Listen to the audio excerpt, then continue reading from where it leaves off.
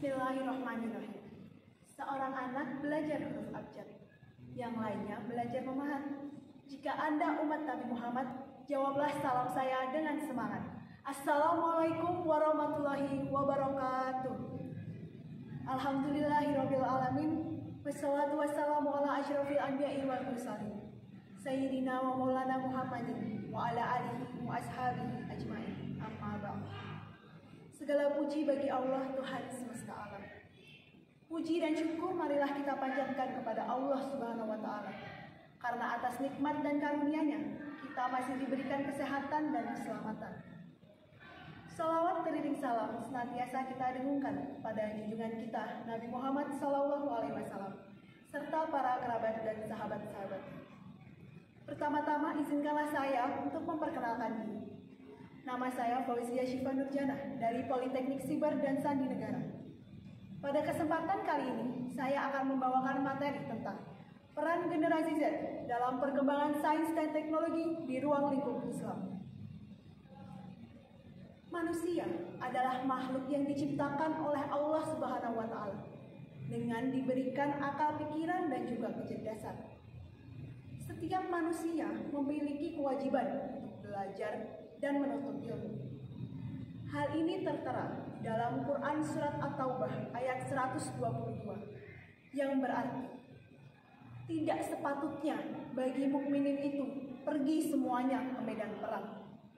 Mengapa tidak pergi tiap-tiap golongan dari mukminin itu beberapa orang untuk memperdalam pengetahuan mereka tentang agama dan untuk memberi peringatan kepada kaumnya apabila mereka telah kembali kepadanya, supaya mereka itu dapat menjaga dirinya. Dalam ayat tersebut telah dijelaskan betapa pentingnya menuntut ilmu, walaupun dalam kondisi perang sekalipun, tetap harus ada sosok-sosok yang berjuang untuk belajar serta mengembangkan sains dan teknologi demi menjaga keseimbangan keilmuan di dalam kehidupan ini. Sejak zaman dahulu, banyak sekali tokoh-tokoh Islam yang berperan di dalam sains dan teknologi. Contohnya, Ibnu Sina yang berperan di bidang pengobatan dan kesehatan. Kemudian ada Al-Khawarizmi yang berperan di dalam aljabar serta matematika.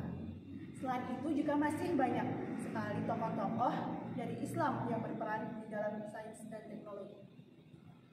Dalam perkembangan sains teknologi yang memasuki fase 5.0 ini, generasi muda memegang peranan penting dalam pelaksanaannya. Lalu, sikap seperti apakah yang harus diterapkan oleh para generasi muda supaya dapat berperan dalam pengembangan sains dan teknologi? Yang pertama, haus akan ilmu. Pribadi yang haus akan ilmu menciptakan karakter yang berwawasan luas, berinovatif, serta kreatif. Sikap ini dapat kita contoh dari salah satu dari kerabat Nabi Muhammad SAW, yaitu Abdullah bin Abbas. Beliau adalah sosok yang selalu haus akan ilmu. Dikisahkan pada suatu waktu beliau sangat ingin tahu terkait tata cara Rasulullah melaksanakan sholat. Sedangkan ketika itu, jika sholat berjamaah di masjid, beliau hanya seorang anak belia yang berada di saf paling belakang. Namun, karena keingintahuannya yang tinggi, beliau bertekad untuk menginap di rumah Rasulullah. Dan beliau menunggu di malam hari ketika Rasulullah bangun untuk menunaikan salat dan kemudian mempelajari terkait rukun-rukun salat yang dilaksanakan oleh Nabi Muhammad SAW. Yang kedua, membangun karakter visioner, yaitu memiliki sudut pandang ke depan, sehingga dapat membantu para pemuda untuk semakin giat dan berkeinginan untuk memenuhi apa yang mereka inginkan. Takdir memang sudah ditentukan oleh Allah Subhanahu wa taala. Namun, segala sesuatunya masih dapat diusahakan. Allah berfirman dalam Quran surat Az-Zumar ayat 53 yang berarti, "Katakanlah wahai hamba-hambaku yang melampaui batas terhadap diri mereka sendiri. Janganlah kamu berputus asa dari rahmat Allah. Sesungguhnya Allah mengampuni dosa-dosa semuanya." Kemudian, yang ketiga, kita dapat menerapkan yaitu sikap yang ingin mencari tahu informasi, mencari tahu ilmu pengetahuan, dan juga melakukan berbagai penelitian dan percobaan untuk menemukan penemuan-penemuan dan teknologi terbaru.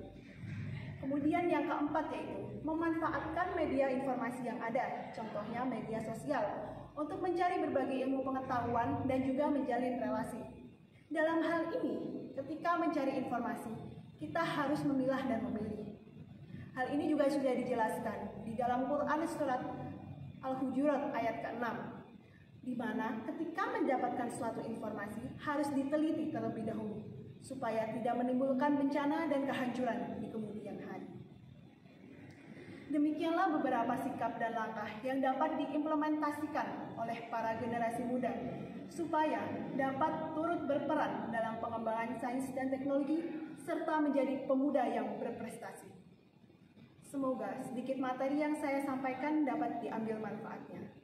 Apabila ada kesalahan dalam tutur kata dan perilaku, saya mohon maaf yang sebesar-besarnya. Wabillahi taufiq wal hidayah. Wassalamualaikum warahmatullahi wabarakatuh.